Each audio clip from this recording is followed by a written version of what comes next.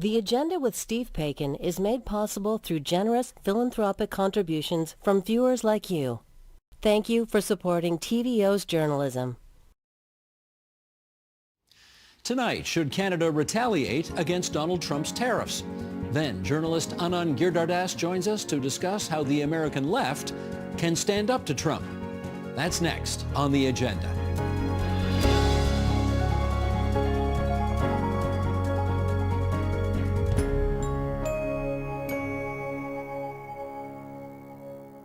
Since President Trump launched his trade war against most of the world, some countries have responded with retaliatory tariffs. Others have not. What should Canada do? We've already slapped tariffs on American products such as Kentucky bourbon and Florida orange juice, and we've responded in kind to Trump's auto tariffs. But is eye for an eye good economic policy? Is it the only language a bully understands? Let's ask. In the nation's capital, Jennifer Robson, Associate Professor of Political Management at Carleton University and McConnell Visiting Professor in the Max Bell School of Public Policy at McGill University. Also in Ottawa, Ian Lee, Associate Professor in the Sprott School of Business at Carleton University. And with us here in studio, Drew Fagan, Professor at the Munk School of Global Affairs and Public Policy at U of T and a Senior Advisor at the Macmillan Vantage Policy Group. Drew, good to have you here. Nice and to Jennifer and Ian and Points Beyond, lovely to have you on the program as well. I'm going to start by just doing a little background here to get us to where we are today in terms of tariffs. So Sheldon, if you wouldn't mind bringing this graphic up, here we go. Last week, President Trump announced a 25% tariff on all imported vehicles with a temporary reprieve for parts covered under CUSMA, the Canada-US-Mexico Agreement. This is in addition to a 25% tariff on all steel and aluminum, a blanket 25% on all Canadian goods not covered under CUSMA, and a 10% tariff on energy and potash. Now, according to a recent Leger poll, 70% of Canadians say they are in favor of a dollar-for-dollar response to U.S. tariffs, and all the major parties in this federal election support some form of retaliatory tariffs. So let's get into this. Jennifer, to you first. Generally speaking, do you think it's in Canada's best interests to retaliate with counter-tariffs? Generally speaking, the economics would tell you, no, we should not impose tariffs, but that's not the situation we find ourselves in. As you pointed out, we have retaliated against the unjustified measures that Donald Trump has put in place already. There are three good reasons for it that are probably not textbook economics. First is to keep cohesion here at home. That's absolutely essential in terms of the transitions that we're facing ahead. The next reason is to try and move some of the views of Americans, or at least prevent cohesion behind the craziness that is Donald Trump. And then the other thing, too, is remember, we can't give up what we aren't already doing. So some of those tariffs were imposed on Canada because of supposed fentanyl. We're not exporting fentanyl to the United States. So in this kind of new arrangement with the U.S., we have to have some kind of tribute to give up. And so for that reason, we want to have tariffs to be able to give up at a later stage. Ian, what about you? Counter-tariffs, good or bad? They're the worst possible solution that we could adopt right now. We have known since Adam Smith, David Ricardo, 250 years ago, right down to, 10 days ago in Toronto, when Governor Macklem gave an excellent speech summarizing the research of the Bank of Canada economists, and they found absolutely not one single redeeming argument in favor of tariffs.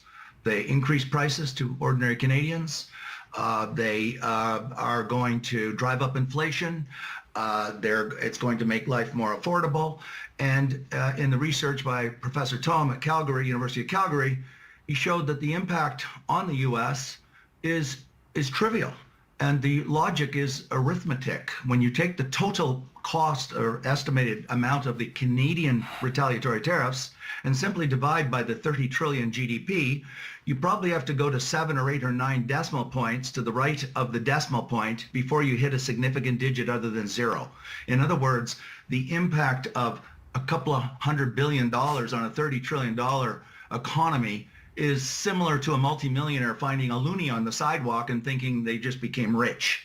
The impact is negligible. All right, and we'll so get to it's Trevor. not going to We'll get to Trevor Toom's analysis in just a second here, because I'm glad you raised him. We are going to come back to him. First, let me get Drew on this. What's your view? Well, I agree with Jennifer, and I agree with Ian. How's that? But there's also politics to be considered. You know, our situation with the United States, we're not a small economy. We're a medium-sized economy, 9th biggest in the world, but we are the biggest economy dependent on one other big player, the super heavyweight. And we're more dependent on them than the United States than they are on us. In those circumstances, I think in particular, as Ian points out, you know, we're not going to hurt them as much with retaliatory tariffs as we might hurt ourselves. Nevertheless, we're in the middle of an election, and I think credibility states for those political parties, and let's talk about reality, that there has to be some sort of retaliation, in part because Canadians expect it. We're actually the outlier, to go back to Ian's point about pure economics. Of the 20 major trading partners with the United States, only 2 have retaliated. China, which could easily escalate, and us. And we did it in such a way that we worked hard to ensure that they didn't counter-retaliate. And we'll see how that where that goes going forward. I mean, Jennifer, let's touch on the political angle here.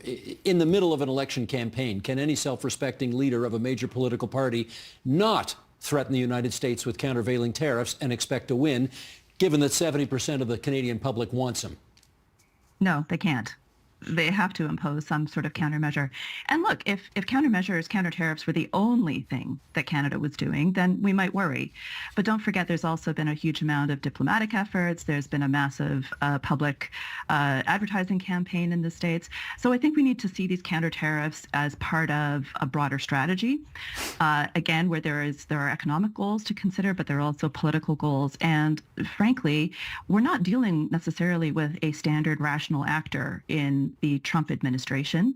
I would point out it's really interesting, I think, that we have managed to avoid the so-called liberation round of retaliatory measures from the U.S. And I think that's worth paying attention to. Ian, as promised, we're going to come back to Trevor Toom, the economist from out west, who calculated, here's his numbers here, a 25% blanket tariff, he says, would have 40 times the impact on Canada versus the same tariff levied by Canada on the United States. As you indicated, basically a pimple on the back of an elephant. Having said that, should we be basing our response on spreadsheets alone?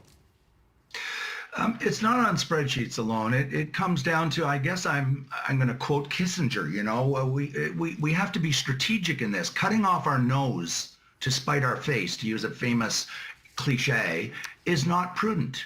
You know, self-harm, I could stand by the wall right now and bang my head on the wall repeatedly and give myself a concussion and say, there, I'm punching Donald Trump in the face. But it's not achieving anything. It's not achieving our end, our strategic interest, which is to have full and complete access to the U.S. economy without any tariffs whatsoever. So there's vastly more efficacious routes to go, and we're going to talk about that, I realize.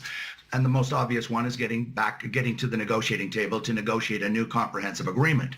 That, to me, is vastly more efficacious and prudent than self-harm that's going to cause great damage to ordinary Canadians in terms of their affordability, which every politician has said is one of the major issues in this election. So why would we want to double down and make life even more unaffordable?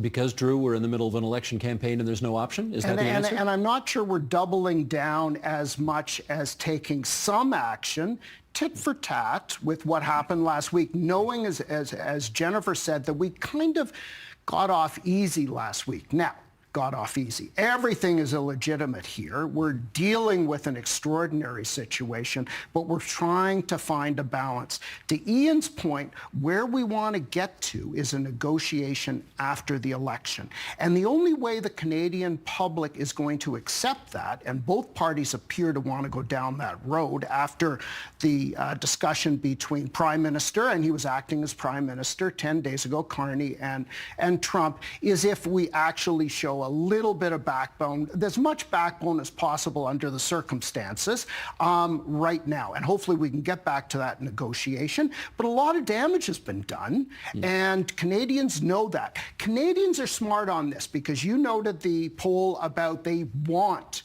retaliation. But there was also a poll in the morning papers just today saying, in effect, they fear the impact of that retaliation. We don't want to get into a spiral like China may be facing. We're trying to walk a fine line. We find that we have allies in strange places in the United States. And Jennifer, I'll just point to Mitch McConnell, the former Senate Majority Leader. He's a senator from Kentucky. He's come out against Trump despite being a Republican. He's come out against the tariff war on Canada. He obviously doesn't like the tariffs on Kentucky bourbon, which he would care a lot about, being a Kentuckian. What do you think we should take away from all of that? Look, the U.S. Congress could act, if they got themselves together, to withdraw Trump's powers to enact these sorts of tariffs. There are some signs, I think some hopeful signs, in terms of Republican members in the Senate. House of Representatives is a whole other ballgame. But the point here is that if you can change some of the permission structure for people to disagree, right, then more voices can be heard, and then we prevent that coherence behind Trump's insane, I don't even know if it's a plan. Look, I want to just agree with some of what my fellow panelists have said in terms of Canada is too small to extract real harm here. But, look, we're always considered to be like the mouse beside the elephant. But when the elephant is very busy giving itself a rash, that tells us something about where to go and sort of nibble and scratch away. So I think, the Mitch McConnells of the world, not to mention even the former Vice President of the United States, has come out, is starting to voice some support for Canada and for dropping these tariffs, and certainly for criticizing the Trump policy agenda. Well, let me ask Ian about that expression you just used, the permission structure, because the United States, I suspect quite famously at the moment, is not known for, particularly in the Republican Party, for giving free speech rights to people to disagree with the president. You do that at your peril. So, Ian, how much permission structure do you see down there right now for people to oppose Trump on tariffs, particularly if they're from his party? Enormous amounts. I believe, and I've been there many times, including 2 sabbaticals, that there are enormous checks and balances in the United States. And I don't just mean the going to the courts. I mean, there's op-eds, there's protests that we're seeing right now. My goodness, the billionaires are coming out and day by day and attacking Trump. This is a very fluid and very dynamic situation. The markets are already coming back because they think he's going to start to negotiate deals. And so what I'm really arguing is that we shouldn't be acting precipitously just because of emotion, because we want to punch Donald Trump in the face and, to make us feel better. This situation is moving very, very quickly. The European Union already came out and said, look, we're willing to do a deal where we get rid of tariffs on both sides. Most of the countries, the allies have gone the other road. Australia is not doing retaliation. So my point is that there are checks and balances in the States. We're seeing it. The markets are another check and balance. The markets were tanking. So I think that there's a lot of pressure building up on Trump that is going to cause him to back down. He'll never admit he's backing down. Of course, he'll be declaring victory every moment of the way. But I think that the checks and balances are slowly coming into play, and they're going to work on the Trump White House and Trump to start to compromise and do deals. We're doing, Prime Minister Carney has announced we're going to be negotiating right after the election. And so, and 50 countries came out in the last 24 hours saying that they're seeking deals with the bilateral deals to respond. So this crisis is moving very quickly, and I think we're going to see changes very quickly that don't warrant such an extraordinary policy response of tit-for-tat retaliatory tariffs that are so destructive on us. Well, let me try that with Drew. Is it possible to create a regimen of tariffs that have a disproportionate influence on the United States and don't hurt us as much as, say, what's transpired so far? That's always been the strategic objective. We're, as Jennifer knows, we're not a mouse. We're, again, middleweight, and we're substantial. But against the United States, there's a great asymmetry.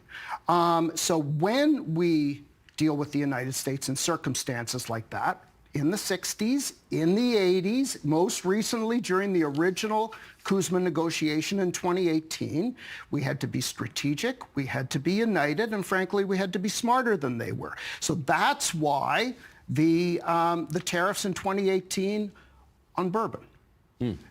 Moved McConnell. Now, McConnell isn't running again, so we made some progress. But again, this is a global fight. It started as a bilateral or trilateral fight, and if anything, the members of the trilateral community, Mexico and Canada got off easy last week, but we are specially situated. It's relatively easy for the EU to say retaliate. That's about 3% of their GDP. The US market is 22% of our GDP. And by the way, it's a lot smaller than it was in 2000. Peak NAFTA was a generation ago. Since then, we've been diversifying, and actually the domestic market is stronger. So we have to be smarter, and for the most part, we have been. What we did on autos was in part necessary because that is the original integrated industry. And for Trump to say it's an American industry as opposed to a continental industry, which it has been for 50 years, was very telling. Auto Pact, right? Go back all the way to the 60s. And made, was the first step towards a full free trade agreement. Okay, Jennifer, Canadians may not understand all of the nuances of the economic orders at play here, but they sure get the notion of a schoolyard bully trying to push somebody around. So how important, just from that standpoint, or strategically, is it important to show strength back to a guy who wants to kick sand in your face and knock you to the ground? Yeah, and especially a fairly erratic bully like Donald Trump. I want to come back to the negotiation that is going to be taking place after the election for a renewed CUSMA deal with the U.S. Whoever forms government has said that that's their plan. And so if you take a look at what actually the United States is expecting from us in terms of where they see the non-tariff irritants in the relationship, there are some new changes in there that there are going to be problems for us at the negotiating table. Some of them are the usual third rails, supply management, for example, television broadcasting licensing issues. But they've thrown in some new regional sensitivities. So for example, they're now listing Quebec's language laws as a non-tariff barrier.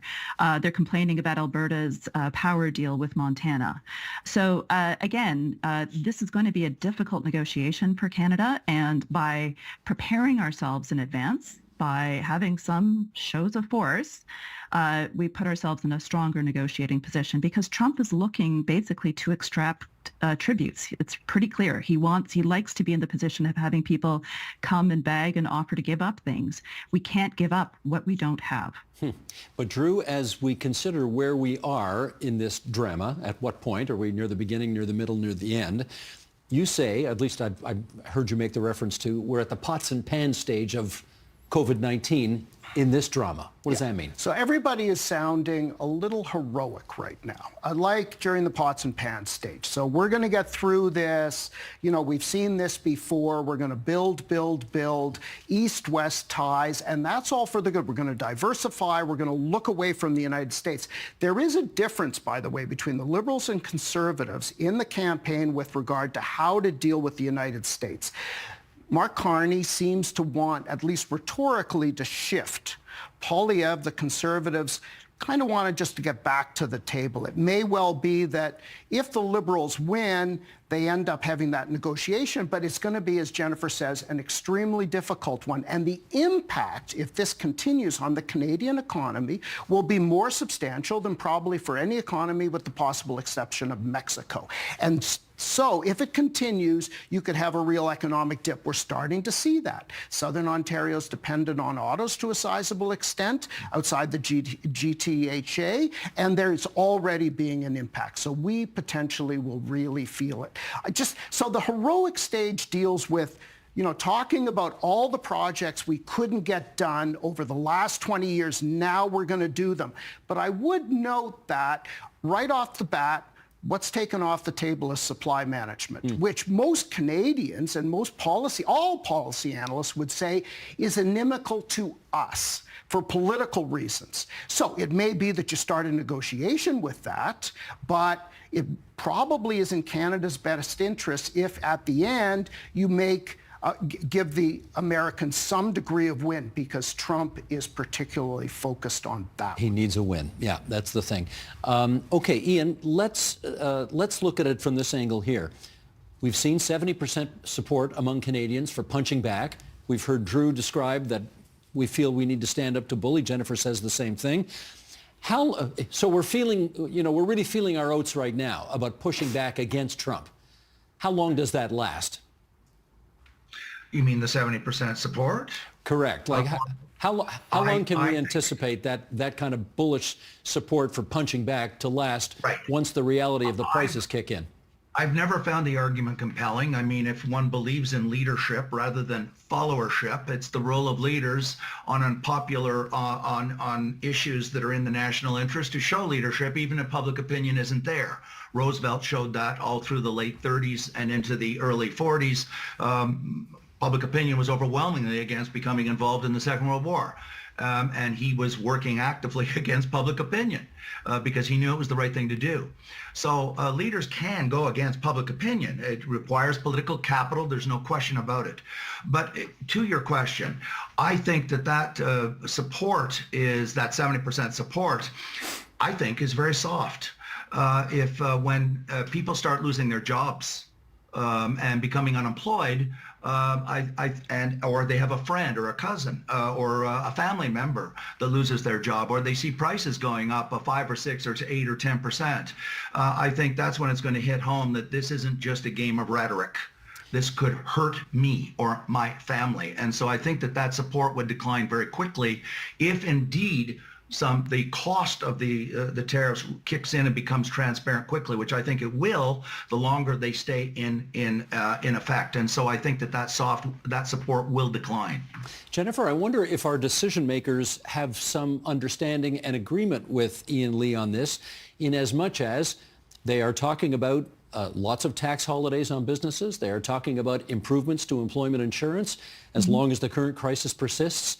Do we have the potential, given the consensus around social programs in this country, do we have the potential to ride this out longer than perhaps they do in the United States? I think actually our social programs, our safety net, is a huge asset in this. It does give us more time. It gives us ways of supporting people through these difficult transitions. Remember, the United States, the relationship with the United States, even if we get back to a zero tariff relationship, that relationship has now been damaged. There's an awful lot of erratic behavior from the States. That's going to continue to affect us here in Canada for years to come. Even if they drop the tariffs against Canada, they are still maintaining tariffs against so many other countries around the world. Israel dropped their tariffs before so-called Liberation Day. They still got walloped with 17%. I mean, make it make sense. So Canada is going to be facing a more difficult, more volatile, challenging relationship with our largest trading partner for years to come. And our social programs can help smooth out some of those bumps in ways that the United States just doesn't have the same sort of systems. Our programs here are imperfect, but they are certainly a big asset for us going forward. You all know Robert Reich, the former Labor Secretary in the United States. He had this to say earlier this month, and let me read this. Sheldon, if you would bring up this graphic, and I'll read along for those listening on podcast. What should other nations do, he asks. My strong recommendation to Canada, Mexico, Japan, and the European Union is to join together to create a free trade zone that excludes the United States, imposing at least a 10% tariff on all imports from America. They should also threaten to limit American banks' access to their public stock markets, put limits on what their citizens can invest in American companies annually, and increase taxes and regulations on American digital platforms. Okay, Drew, what do you think? I'm a big fan of Robert Reich, but that's easy for him to say. So we did put a tax on digital services, and it's been hugely problematic with the United States. Probably the right thing to do. We did it on our own. What with the pension funds? We don't have many world-beating organizations, but the so-called Maple pension funds, protect their right to invest where they want for their Canadian recipients' pensions, pretty strongly. What would they think of that? And then on top of that, of course, we're hugely dependent on the U.S. market, not because we're weak or we're disorganized. That's where the people are. Yeah, We're next door. We're next door. So and we want to diversify, and we can do both at the same time. But so in some ways, we probably want to make common cause with those countries in the context of the de-democratization, if you will, of the United States in terms of things like human rights, democratic processes, support abroad. But on pure trade terms and economic terms, we're vulnerable in this situation. We made ourselves vulnerable for the best possible reason, and now we have to manage it effectively. Jennifer, the Robert Reich strategy. What do you say? Also a big fan of Robert Reich, but on this one, that's kind of dialing it to 11. But more than that, I think his approach also requires a huge amount of coordination and complex coordination amongst a variety of nations. I think we're still waiting to see, honestly, what the final position of the EU will be, the UK, a few others. I'm also not clear that any of those countries are really looking to Canada to take the lead in this. I also see another potential risk here for us that is going to require some strategic coordination with other countries, which is that as these global tariffs take hold, while Canada and Mexico are not subject to the so-called Liberation Day across-the-board tariffs, we could end up essentially being a destination to divert exports that are ultimately meant for the United States. And that could create new vulnerabilities for us as well. I just want to say one thing on the the digital services tax. It occurs to me that actually yesterday was the day that the registration portal opened for the affected businesses, the Metas, the other businesses that are going to be affected by that.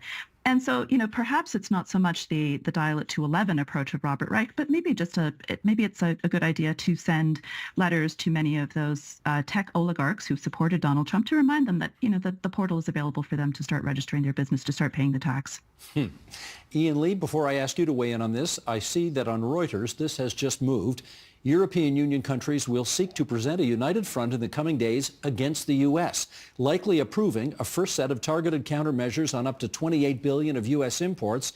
Such a move would mean the EU is joining China and Canada in imposing retaliatory tariffs on the U.S. Maybe Robert Reich has got to the EU? Well, two points. I have said repeatedly that I put China and EU in a different category from all the other countries of the world.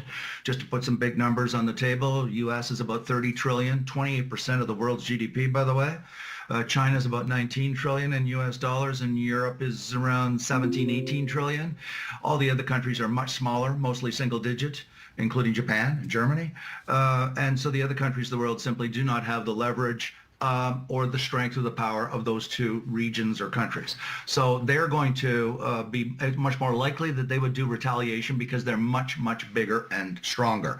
But coming to Robert Reich, as I'm sure you can figure out, I'm not a fan of Robert Reich because I characterize his, and I've followed his career since he was, when he was at Berkeley, and then he became the labor secretary under Bill Clinton. Smart guy. But he's progressive, and he believes that government is going to provide solutions. In that statement you read, my problem is this. If you think of free trade, and I've supported every free trade agreement that this country's engaged in since 1988, free trade is at one end of a continuum, which means the elimination of protectionisms writ large, including tariffs. And at the other end is various protectionisms, quotas, regulations that impose differential rules on foreign competitors versus domestic competitors, and of course tariffs. Most of those solutions that Professor Reich proposed are protectionist, and they double down. And protectionism, I've long argued with my own students, is just another word for discrimination against ordinary people. Because what protectionism does is it reduces or eliminates foreign competitors so that domestic competitors can drive their prices up, as dairy farmers have done. We're paying twice the price of milk and dairy if we didn't have supply management. Telecom, we don't allow foreign telecom into Canada, so we pay some of the highest prices in the world. So protectionism is a racket. I'm being really blunt now. It's a racket by the elites that raise prices for ordinary people across the country. And whether we call it tariffs or whether we call it non-tariff barriers, they're all designed to reduce outside competition so that domestic oligopolies can charge higher prices. And that's exploitative and discriminatory towards ordinary people. In which case, in our remaining couple of minutes here, Drew, if not tariffs, what? What do we do? Get back to the negotiating table, knowing that it's going to be an extremely difficult negotiation with this administration. We've gone through periods in Canada-U.S. relations in which the United States actually did act like a big brother. Really, back in the Eisenhower administration, it was exactly like that. So we got a guy in the White House now who unilaterally breaks agreements he himself has signed. Exactly. So what's the point of going back to negotiating? He only signed one free trade agreement and he broke it. Right. So what's the point of negotiating with him? Try to get a better sense of where he stands, a better understanding, and come up with some grand bargain. At the same time, I think so much damage has been done that we do have to pivot in various ways. But we have to be realistic about what the benefits of those might be, including diversification and including the size and potential of the domestic market. Jennifer, let me give you the last 30 seconds on that. If not tariffs, then what? Well, actually, tariffs and. So, job one, keep the country together, keep Canadians united. That's a non-trivial problem to us right now. Again, continue giving sympathetic or at least neutral Americans reason and motivation to agree with Canada. Number three, put together a list of things that we can afford to give up and use as bargaining chips. For example, why do we still have a fentanyl czar? Why are we still playing along with that? That's also where the targeted retaliatory tariffs can be useful. That's where things like the irritant of the new CBSA system that the Americans are complaining about can be useful. And then also, we're going to have to make some difficult choices. We're going to have to spend more on defense policy than we are used to. We are going to have to reorient the priorities of government. We are going to have to reinvest in federalism. That's a long road ahead. And again, have to keep Canadians solidly behind that agenda. On that note of seeing three heads nodding to that last comment, we're going to get out of here. Jennifer Robson from Carleton and McGill Universities, Ian Lee from Carleton University, Drew Fagan, Munk School of Global Affairs and Public Policy at U of T. Thank you all so much for that great discussion. Thank you. Thanks. Thank you.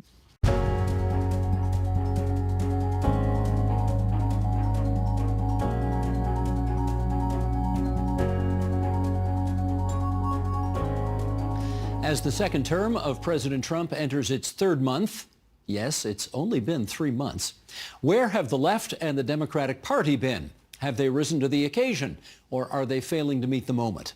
To help us understand where we are in this uncertain political time, we welcome back to our program Anand Giridharadas. He writes the newsletter called The Ink and is the author of The Persuaders, at the front lines of the fight for hearts, minds, and democracy, and also Winners Take All, the elite charade of changing the world. He joins us now from Brooklyn, New York. And Anand, it's always great to have you on our program. How are you doing today? Always great to be on your program. One of my favorites. Thank you so much for saying so. I think people understand that we are living through a major moment, a major era in world history right now, but I'm not sure we know what to call it. How would you characterize what we're living through at the moment? I don't think Canadian media regulations allow me to characterize it in the language that would be most appropriate. Look, we are living through an absolute earthquake, maybe one of those earthquakes that causes a tsunami that wipes out lots of people and places, because the United States right now, and it's really important, I think, to say this to an audience outside the United States. I know you in Canada have been on the receiving end of a lot of this. The United States of America is living through a hijacking by an autocratic regime bent on destroying the liberal democratic order in this country, bent on destroying the global architecture of security and freedom that people in Canada and elsewhere have come to depend on, blowing up the flow of trade and connection and communication between and among countries that everyone watching this will have taken for granted in recent decades. And it is doing this not under the regime, a regime led by someone even concertedly and capably doing these things, but one of the most chaotic, corrupt, mendacious, and frankly, low IQ administrations in the history of this country. And I want to say that, friends in Canada watching this, first of all, we are really, really, really sorry. This is not all of us. This is not even most of us. And second of all, we need your help. The United States, for good or ill, has butted into the affairs of a lot of other countries over the years, sometimes for good, sometimes not for good. We need to be butted into right now. We need y'all calling out what is happening here, because we are at risk of losing our republic, and we need friends in the world. Is it, and I'll play devil's advocate here, is it fair to say that one of the reasons that you are being led by the man you're being led by is that your side of the ideological spectrum took its eye off the prize for far too long, ignored the needs of what had traditionally been the Democratic Party base, and as a result, they fell for somebody else? That is 100% correct. And it pains me to say it, but it is true. Let me put it even more strongly. And this will probably annoy, my fellow travelers on my side.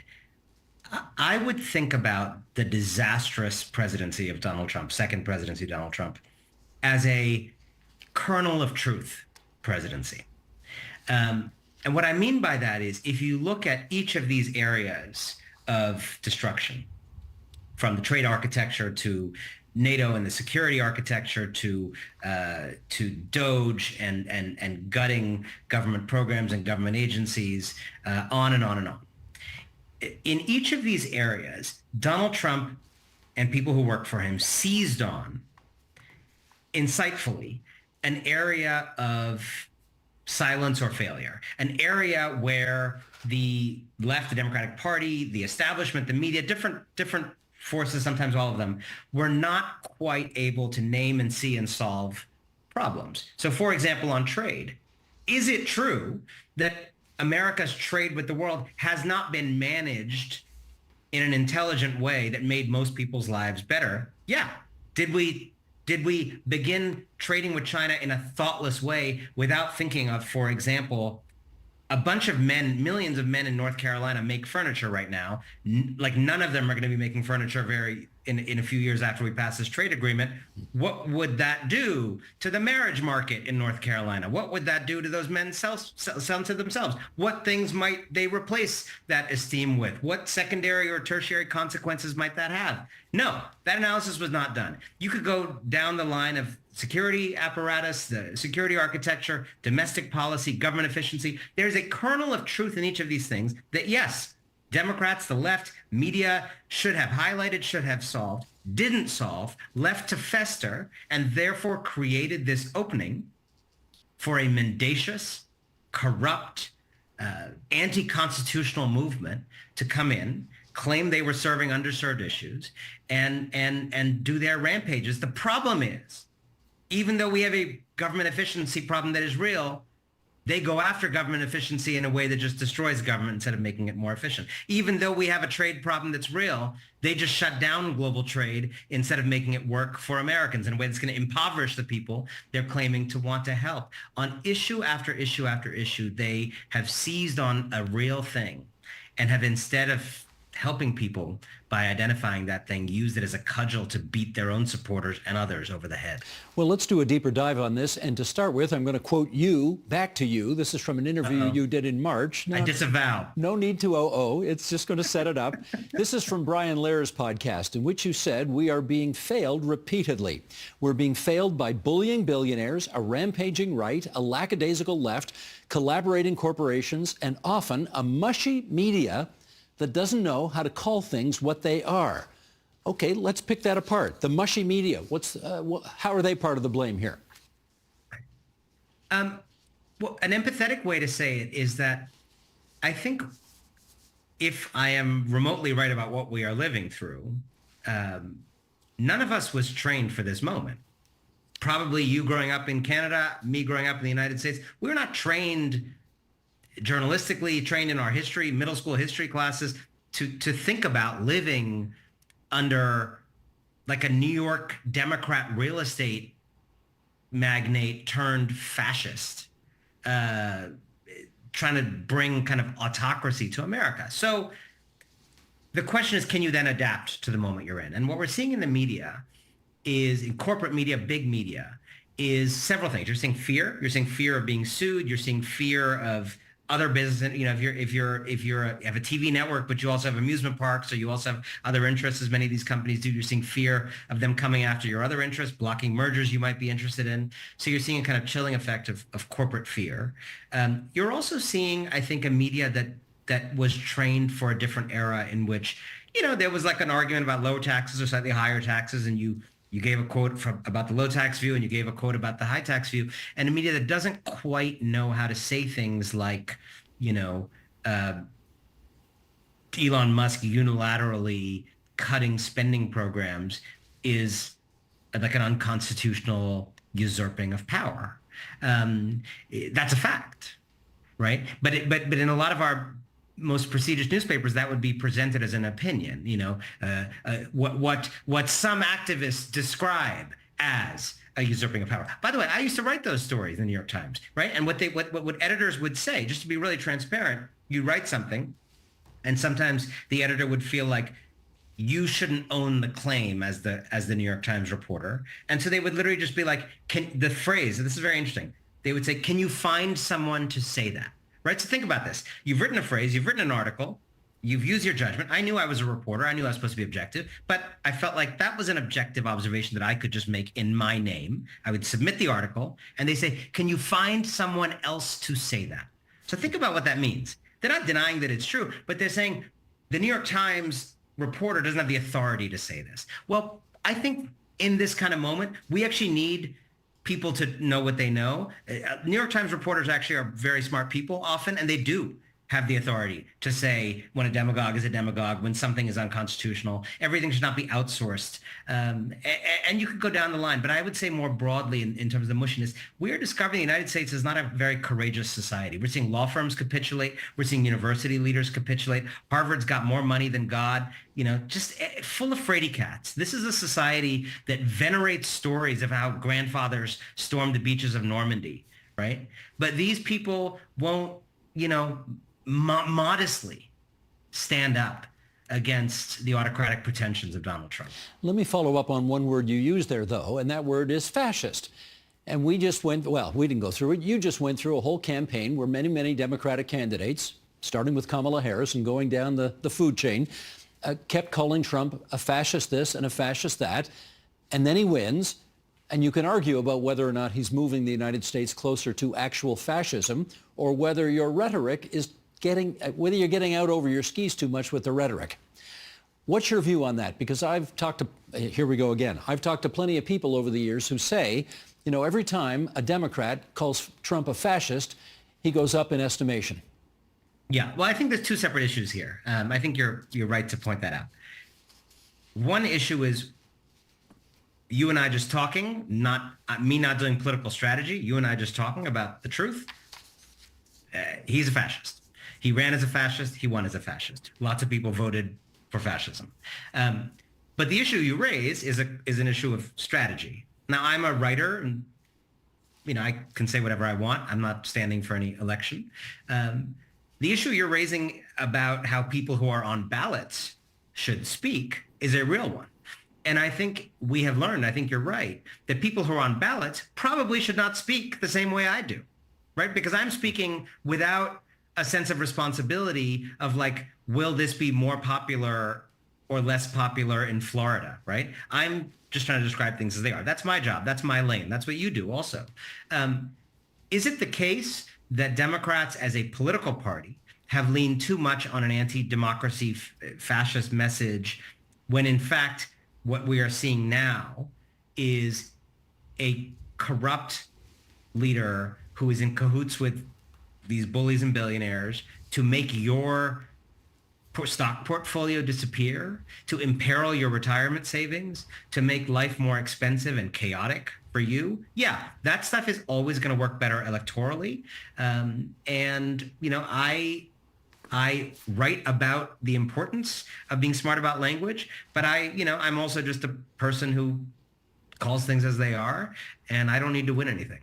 Let me get your view on what James Carville, the longtime Bill Clinton associate, said the other day, which was the Democrats need to just get out of the way. It's time for a strategic retreat. Let these guys implode through their own malfeasance and stupidity. What do you say to that?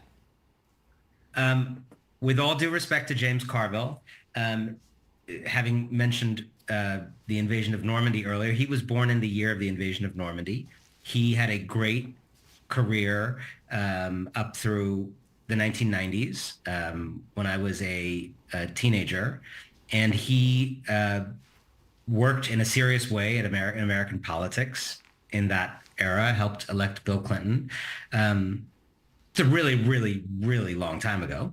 And I think a lot of his understanding of media and political communication is from that time. And I would say James Carville's strategy is absolutely the strategy you should use if you are running in 1992. Like, do not listen to me if you're running in 1992. Listen to him for anything 1992 related. Here's the problem with it in 2025. The problem is the media has completely changed, right? There are not 3 channels in the United States or 1 channel in certain countries that are just telling you what happened. There's a fragmented landscape of TV, newsletters, social media, radio, memes, you name it. And people are forming their own bespoke realities and sense of what's happening in the world from all of these things and forging their own kind of truth. And when in that kind of world that is so fragmented, meaning does not make itself. Walter Cronkite is not helping 30 million Americans be like, this trade deal is this, right? People are self-assembling. And if you are doing what the rope-a-dope strategy, as it's been called, just playing dead, rolling over and playing dead, as he advised Democrats to do, you are not participating in a meaning-making process that is crucial in this media ecosystem, in this attention economy. I have no shade to James Carville for not understanding the modern media environment. He's not operating in it. He didn't come up in it, right? He's not raising children in it. But meaning does not make itself. Meaning does not make itself. If right now, as we're going to see in the coming days and weeks, this global trade, like world war that Donald Trump has unleashed, causes pain, causes people's prices to rise and their 401ks to die, but they already are. Hanging back and letting that happen is actually not going to self-organize the meaning around what that is, because Donald Trump can, and I assure you will, get in there and offer a story that will be a convincing story. It'll be inaccurate. It'll be a lie. But it is not beyond Donald Trump to get in there and say, this is all because of Hunter Biden's laptop in China. This is all because of, Barack Obama's visit to China in that year, right?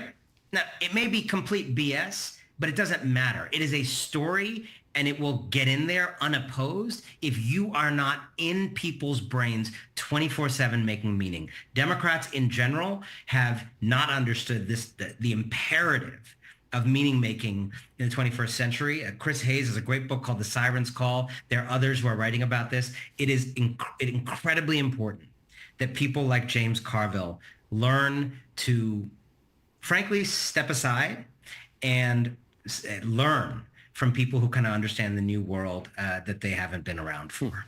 Is it possible, though, that in 2025, the biggest chunk of people, not a majority admittedly, but the largest plurality in your country right now, simply wants, for lack of a better expression, a strong man who can puff his chest out there, look like he's handling the problems of the world in a very tough, robust, macho fashion? Yeah, I think that a very slender majority of people who voted clearly did want that. My guess would be it's not a slender majority anymore. I think the pain has already been enough that the opinion poll slide suggests that's probably a narrow minority, a close to majority, close to even minority. But here's the thing: we know throughout history that periods like this are periods that produce leaders, like this. And when I say periods like this, it is everything you described. It is a sense, sometimes real, sometimes imagined, of chaos and disorder. It's often related to prices and inflation, which again can sound technical, but it's about, your freedom to like take care of your family by being able to afford things they need. It's very important, very fundamental. But it's also larger things that have been happening in the United States, been happening in Canada also in this era, and you're in my lifetimes, which we forget, which is the greatest advances and changes in demographics and pluralism, in race relations, in gender relations. We have changed more in the status of women in the last 50, 60 years than, in the previous 5,000. Like the problem with progress is as soon as it happens, we put it in a bucket of things we're just not grateful for ever again. But we have actually done, progressive movements have won incredible victories, right? I spend time in your country.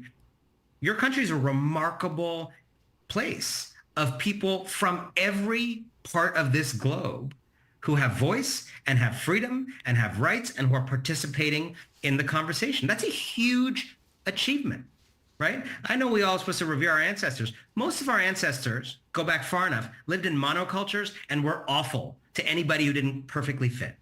Didn't fit sexually, didn't fit this way, didn't fit that way, didn't fit religiously, right? That's the human heritage.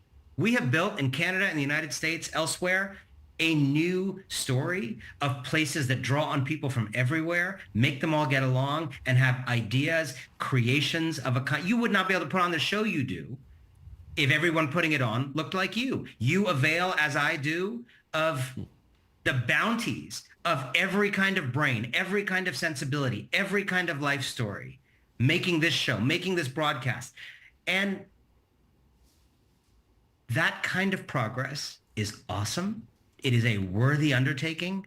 And I think people on my side of things, people who want that world, often undercount how psychologically difficult it could be, how hard it can be for people to cope with what you and I might call progress, to cope with, not because they're bad people or they're evil, just because change is hard, right? In my Persuaders book, someone doing kind of race education training said, look, if you get like a heart attack and you go to the doctor and the doctor is like, you have to change these 5 elements of your diet or you'll be dead in a year, okay?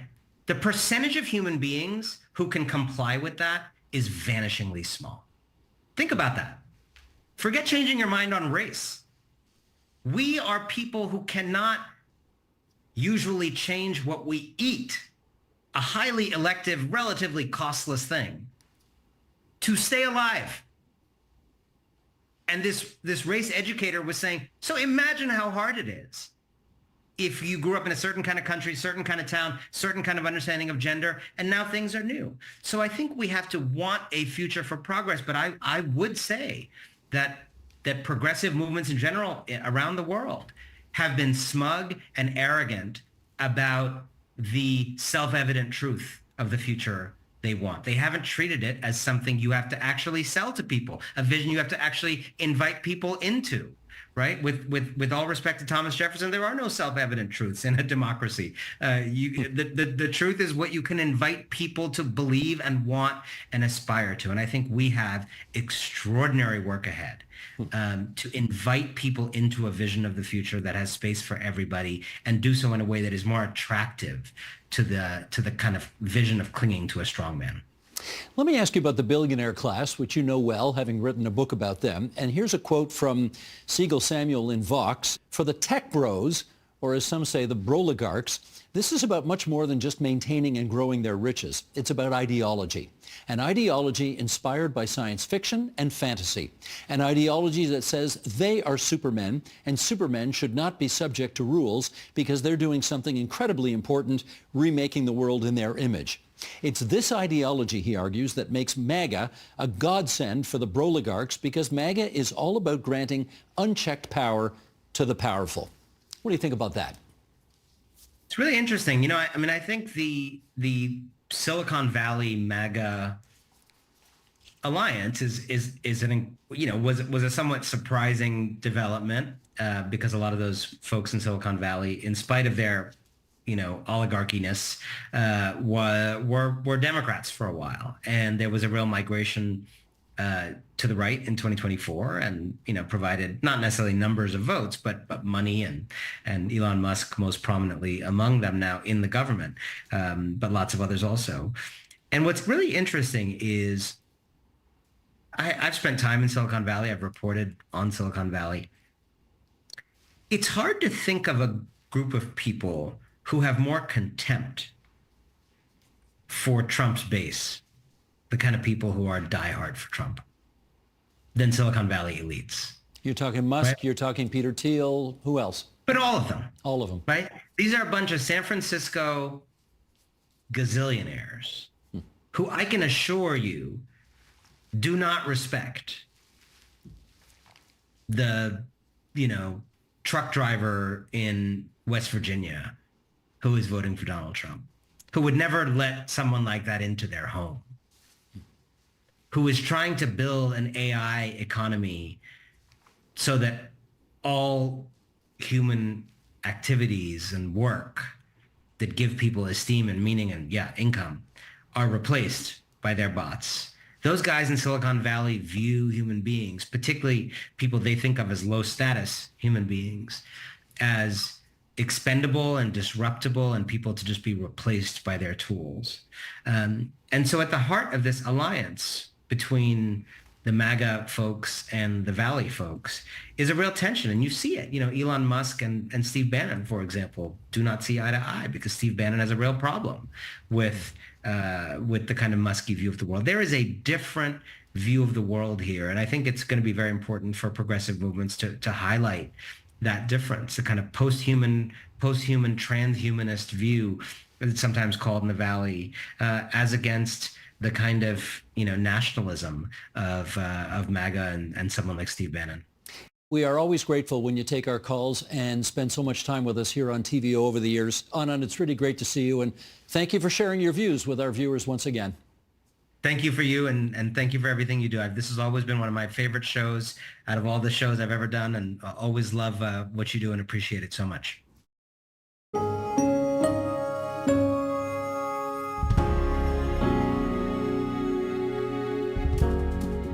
And that is the agenda for Tuesday, April 8th, 2025. Tomorrow on the program, we look at the future of manufacturing in Canada and hope you'll join us for that.